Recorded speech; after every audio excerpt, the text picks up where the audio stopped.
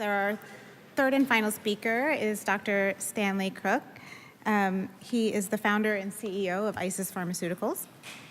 He received his MD, PhD, and house staff training at the Baylor College of Medicine, where he was also on the faculty, as well as the University of Pennsylvania.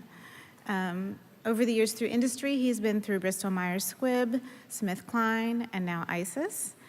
He's also, as our former speaker, a member of the Biotechnology Industry Organization. He's on the board of directors there and helping to shepherd other companies like his. And today he's going to tell us about Antisense pharmacology. Welcome.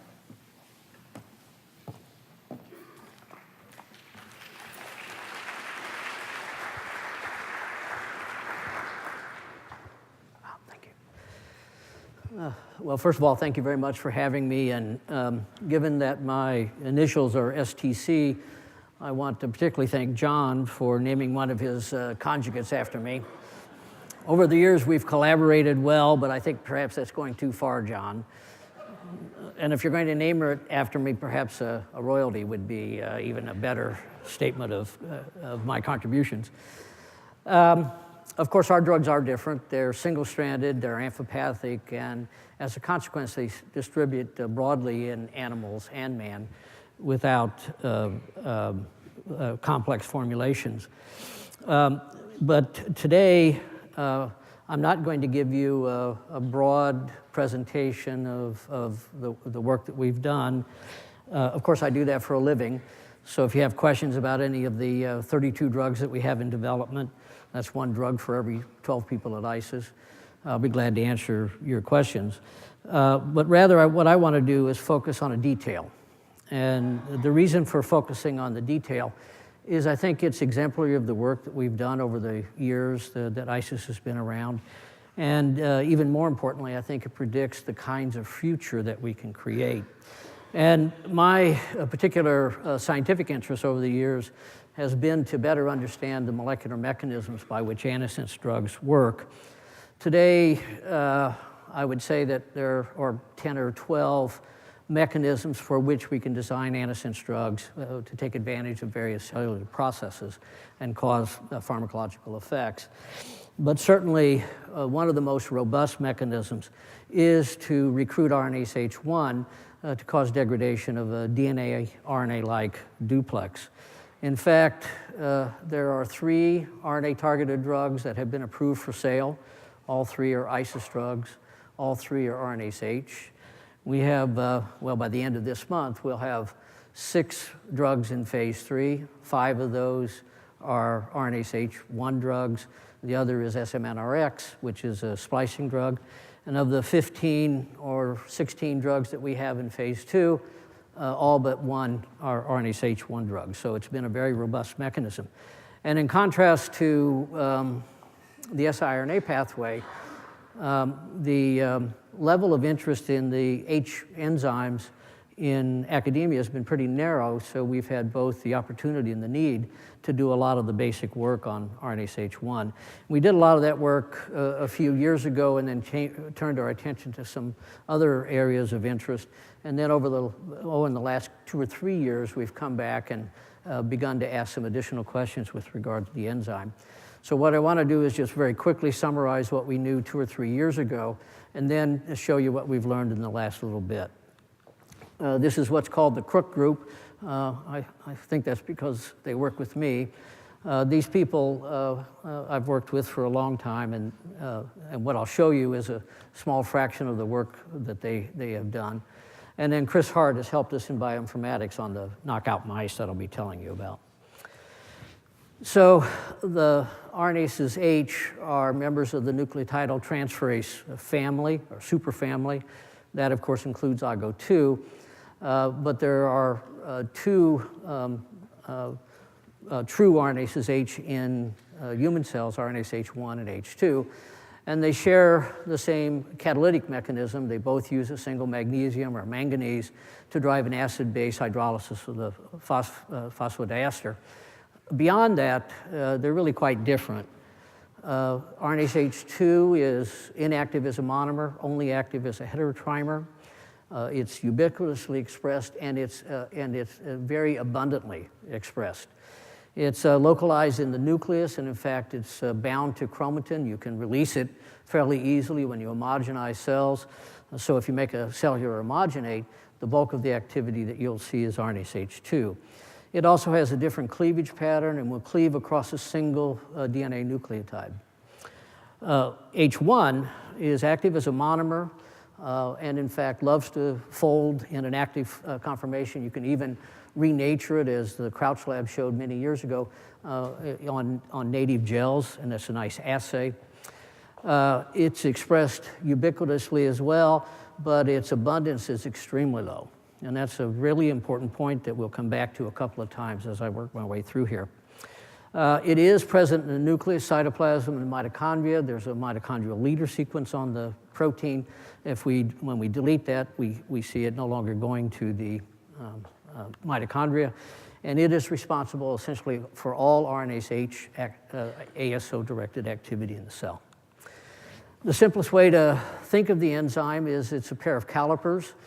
It's got a hybrid binding or RNA binding domain at the amino terminus, and it's like most of these domains, it's fairly promiscuous. It will bind lots of different duplexes, and even under some circumstances, single-strand oligonucleotides.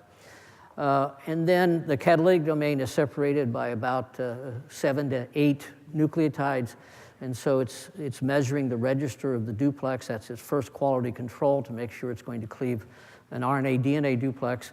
Then the catalytic domain samples the minor groove, and the dimensions have to be right in order for it to cause cleavage. And so that's how it is precise in its willingness and ability to cleave RNA only in an RNA duplex, RNA-DNA duplex. And it needs at least 4 DNA residues for cleavage, very different from E. coli and very different from RNase H2. We know a lot about this enzyme. We know that it uses a tryptophan in the RNA binding domain to position the enzyme at the first the first base pair of the duplex, and that's how it positions itself. The catalytic domain is highly conserved from E. coli, with the exception of adding a pair of cysteines that serve as what we called a redox switch some years ago. It is an enzyme very, very sensitive to oxidation. This is a quick summary of the enzymologic properties. I think the key points I want to make is that it really is a bipartite enzyme. It has a binding domain that responds to 2' modifications, chirality of phosphorothioate, phosphate charge, and so on. It also has a catalytic subunit that responds that way, and they often respond differently, and this leads to sometimes confusion about what to expect. For example, if you think that an all R or all S phosphorothioate would give you better enzyme activity, in fact, the racemic mixture is better because they have different effects on the binding versus the catalytic activity.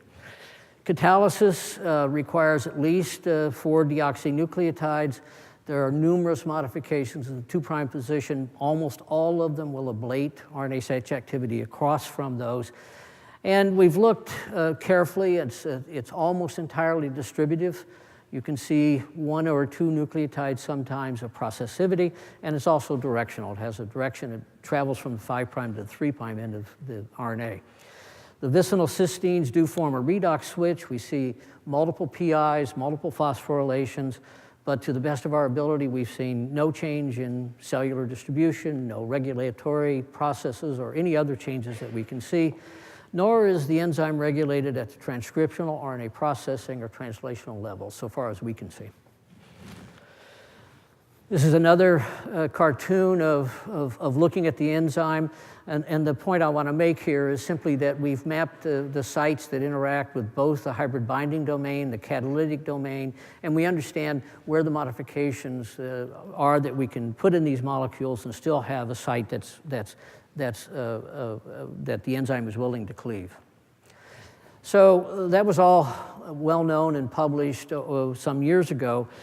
And about 2 or 3 years ago, I decided we had the tools to answer some more interesting questions. And so we had no idea until a couple of years ago with what proteins RNase H1 interacts. We assumed, of course, that it's not acting by itself. We wanted to know where else it interacts. There have been lots of speculations about functions for H1 and H2. Essentially no function proven for H1 in somatic cells. Knockout animals showed that H1 was essential for embryogenesis and production of mitochondria, but functions in somatic cells were largely unknown. And that led us to also see if we could create a viable RNase H1 knockout animal, which would be very useful for us in a variety of ways. But most importantly, we wanted to understand how RNase H provides the specificity it provides, what are the factors that contribute to specificity from RNase H, and of course, what happens after H1 introduces the initial cleavage. We have answers to all these questions today, but what I'm going to do is just summarize, show you some data that deal with three of the questions. So the first, and this was published last year, the first step in figuring out what proteins might interact with H1 and how those proteins might influence activity, particularly how they might influence what we see with antisense drugs, was made when we made a number of different tags of H1 and H2, and we use H2 in these experiments as a control, and attempted to identify proteins in pull-down assays with mass spec. And the first protein that popped up as a unique protein that seemed to be associated with H1 was a protein that's involved in a lot of RNA metabolism and lots of other things, binds to lots of different proteins, and that's P32, which is shown here. And up here is one of these gel renaturation assays. So you just take H1, you load your gel with substrate, and then electrophoresis, and you can see the first sign that we probably did have a complex was that we have clearly a complex that's larger than H1 that was able to cleave. So we then, of course, we have all these various kinds of mutants of H1 and H2, and so we could use them to sort out does P32 really bind to H1, and where does it bind? And it appears to bind in the hybrid binding domain and maybe just a little bit in the spacer domain. And when it does that, it does a number of things to the enzymatic activity of H1. This is this complex pattern of sequence and site specificity of H1, which is actually very important to understand in terms of understanding why we get the specificity we get. Here are just two different sequences, and you can see the patterns are different. There are multiple sites, and I could show you other sequences where there's one or two dominant sites. So it's an enzyme that has very specific positional requirements and a complex interaction with sequence that we really don't fully understand. But when we add P32 to H1, we can see a shift in the preferential cleavage sites. But most importantly, when we look at the enzymology, what we see is that it reduces affinity, that increases turnover, and as a consequence, we get an increase in Kcat. So as evolution added this hybrid binding domain, increasing affinity and reducing the efficiency of an almost perfect enzyme, E. coli RNase H1, P32 seems to be in the business of reversing that. And because the Crouch lab had shown that RNase H1 is required for mitochondrial formation, we thought a good place to look for function might be in the mitochondria. So we lowered both H1 and P32 through shRNA, siRNA, and also antisense RNA. And we showed that with both of them, we disturbed pre-ribosomal RNA processing in the mitochondria with an accumulation of defective intermediates in pre-ribosomal RNA processing. We also showed that the enzyme and P32 appeared to protect a big swath of the DNA, the ribosomal DNA and ribosomal RNA. And so we felt that we had demonstrated that it was clearly involved in pre-ribosomal RNA transcription processing, and probably, though we weren't able to prove it, working by removing R loops. So this now brings me to what it does for Antisense. And this is a system that the first couple of papers are just coming out. What we've tried to do is to build a seamless system with something that really behaves like real RNA. It's about a 900 nucleotide RNA that folds. We can make it on a T7 polymerase. We can also put it into a nuclear lysate and make it and process it. And then under a tetracycline inducible promoter, we have the system in cells, and so it gives us a lot of opportunity to control events and let us ask more interesting questions. And so what we have done is asked, does P32 have anything to do with specificity for match or mismatch? In order to see mismatch activity in the system, we really have to have more than one mismatch site. And it's important to map, of course, the mismatches that you have, which we did. And then what we asked is there a difference in the rate of cleavage of on-target site versus a site that has a single mismatch? And probably the easiest place to see it is down here at 282. These are just numbers of sites in the SOD1 mini gene. And we've engineered 3 on-target or 3 off-target sites. And what you can see when we add P32, particularly at the 282 off-target site, we see a significant reduction of off-target effects and no significant change in on-target. Now that is then shown on the panel here, where we look at the rates of cleavage, and we can show that the relative rate of cleavage of on versus off is significantly greater in the presence of P32. This is very complex. Not every site is affected the same way. They're either not affected at all, the specificity, or it's improved, and we're just beginning to learn how all this works and beginning to use this in helping design ever more specific antisense drugs. We took the same system in this tetracycline inducible cell system and again showed that P32, when overexpressed, enhanced specificity, when reduced specificity, and then we could overcome all of this by overexpressing RNase H1. And we've shown many, many years ago that H1 is limiting, and in more recent studies, we've shown that it's actually rate limiting, and that again comes to why it works well, is because it's not very abundant and therefore very limited in what it does. So in summary, we think the first protein has been identified. It has important roles in the role of RNase H1, and it also is proving to be fairly important in our understanding of the specificity of antisense drugs, at least RNase H-directed antisense drugs.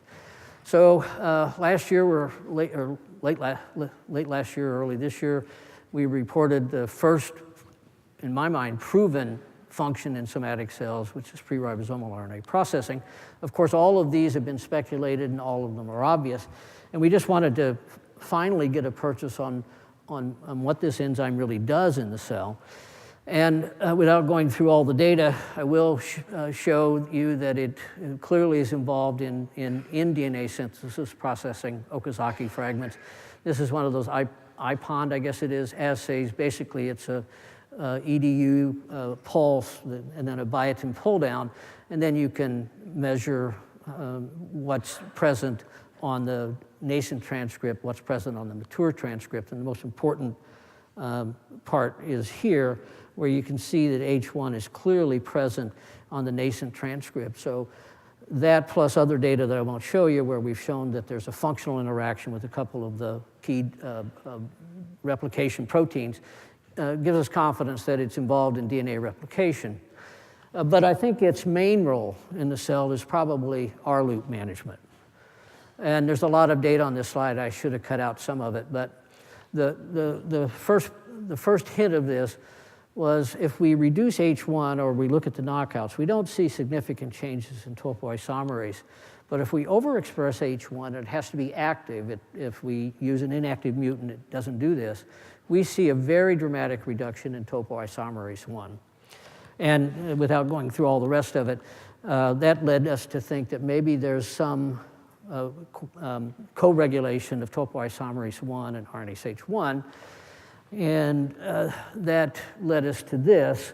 And we're using here an antibody that identifies DNA-RNA hybrids, and that's shown here in the red. And you can see a lot of RNA hybrids in the nucleolus. You can see a lot of RNase H1 in the nucleolus. This isn't so pretty, but there's a lot of topoisomerase 1 in the nucleolus. We can identify the fibrillar and the granular components of the nucleolus. If we treat with actinomycin D, very low doses, so you're inhibiting only Pol-1, the first thing that happens is the nucleoli clear out. They're on their way to becoming ring-shaped nucleoli. You lose RNase H1 almost immediately. You lose topoisomerase immediately. And you start finding H1 and topoisomerase in these caps.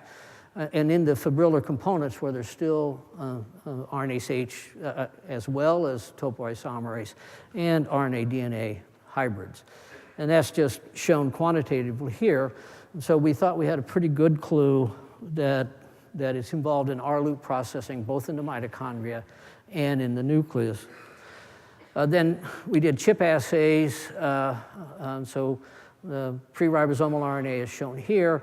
And we used the RNA DNA hybrid antibody to identify spots where there were RNA DNA hybrids, and they co-localize very nicely with RNase H, and they co-localize at sites where if we reduce RNase H, we see abnormal processing. And then this is basically the same thing without the cross-linking of the proteins, and just allows you to see it a little better. If we overexpress H1, we fairly dramatically reduce R loops in the sites where we find R loops in the absence of overexpression, or if we reduce it.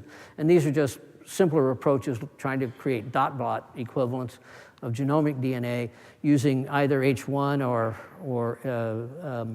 the RNA DNA hybrid antibody to demonstrate again that clearly RNase H1 is involved, I think, very extensively in R-loop management in the nucleolus. Not terribly surprising, but nice to know. This is the full interactome. We know that H1 interacts with P32. We also know that it interacts directly with this protein. It interacts through DNA with some DNA replication proteins, and then it interacts functionally with topoisomerase and a number of other proteins.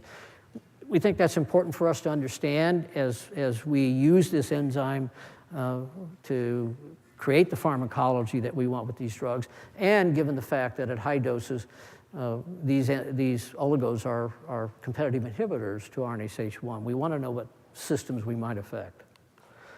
Knockouts, a little annoyed at this. We spent years doing this and should have just waited for CRISPR, I guess. But anyway, what we need, of course, is a viable animal that's a knockout. And so we took two approaches. The first, and these are both liver-specific knockouts. The first is to put the to have it be albumin transcription factor controlled, albumin being made fairly late in gestation, so we thought we might have animals that survive. And then we did an inducible knockout as well. Both worked, of course. This just shows the constitutive knockout, and it is exactly what you hope for. We got the knockout in the hepatocytes. We don't see a knockout in endothelial cells, Kupffer cells, or any inflammatory cells that might be invading the liver. And so here's the full-length H. In the hepatocyte fraction, it's gone. You can see the deletion mutant there, but you can see full-length H in the non-parenchymal. And then we can use the gel renaturation assay to demonstrate that we really have the knockout. And of course, we're using this for all sorts of things, confirming once again that the activity we see is RNase H dependent. This is a set of cell lines, different targets, different ASOs, and then these are the animals. Now, the constitutive knockout is liver toxic, but we have about 14, 15 weeks that we can work without running into real troubles. But over time, these animals do develop liver toxicity. We're very interested in why that happens and looking at this, and we're following these animals and the inducible animals for life, and so we'll be, I think, learning a lot more about this. So we have both the inducible and the constitutive animals and cells available to us to use for all of the things that we've wanted to do over the years, and so it's an interesting opportunity for us. The transcriptional changes associated with H1 knockout are shown here. And the most interesting thing to me is that we have the opportunity to look at early constitutive animals, late constitutive animals where we have clearly liver toxicity, and compare them to the inducible animals where we don't have any liver toxicity or any other secondary changes that might complicate matters. And so we're in the process of analyzing this and following their transcriptomes over time as these animals age, and we'll begin to, I think, understand a good bit more about all of the things that H1 may be doing and things that we would like to avoid interacting with if we can. So I haven't shown you the data, but I do want to summarize this because I think it's important to think about. One of the things about Antisense that's bothered me for a long time is the focus on length match complements and the idea that specificity derives principally because you have mismatches. If you think through it, a single base mismatch at most can give you about a 4-fold change in specificity. We now know that the key thing that we benefit from, and this is luck, is certainly the limiting levels of RNase H1. If we overexpress H1, we can see multiple off-target effects. We can also see off-target effects if we develop super high affinity ASOs, where we think we're trapping ASO at mismatch sites and during the scanning process. We know that RNA structure is far more important in terms of specificity. So if we want to focus on where the money is, we focus on using what we know about RNase H1, using the sequence and site preferences, understanding what P32 does for us, and of course, using RNA structure to put us in a place where we can create the specific reduction of the specific RNA we want and avoid any off-target effects. And using that information, we're certainly making much more specific ASOs today than we did 10 or 20 years ago. So in summary, I have, and I hope I haven't disappointed you too much, focused on a detail rather than talking about Antisense in general. And the point of it all was to say it's this kind of work that I think has led us to be successful when others failed. And it is this sort of work that I think will define the future of the technology at ICES, just as work on delivery of siRNAs is helping define a bright future for it as well. We understand RNase H a heck of a lot better today, and I'm glad we do. We know what it does, we know what it interacts with, and we have a good sense of how we create the specificity that we create. And of course, as we know all those things, we can use them to generate much better performing, much safer and much higher therapeutic index ASOs. And with that, I'll stop and let everybody go get lunch. Thanks.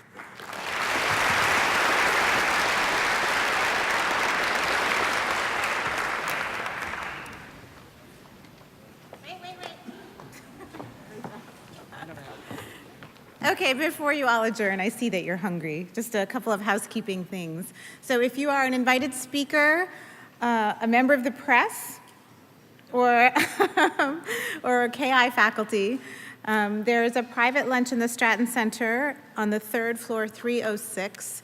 If you don't know how to get there, please come down and meet us, and we'll walk over together. For the rest of you, you're on your own, but there are lovely places to eat around here, and we expect you back at 2:15.